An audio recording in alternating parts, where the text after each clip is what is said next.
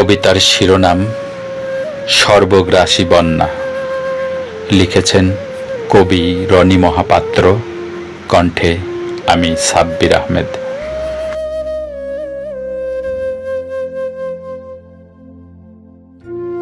বাংলা মোদের জন্মভূমি, সমুদ্রের উপকূলে মোদের বাস। নিত্য বছর প্রাকৃতিক দুর্যোগ, ঝড় ঝঞ্ঝা, বন্যা এসে করে নানা সর্বনাশ। প্রতি বছর বিপর্যয় এসে ভেঙে চুরে ভাসিয়ে দেয় মোদের বাসা। ভালোবাসায় গড়া সংসার হারিয়ে পাই না যে কোনো দিশা। কষ্টে গড়া সকল জিনিস, ক্ষেতের ফসল বন্যার জলে হলো সব শেষ।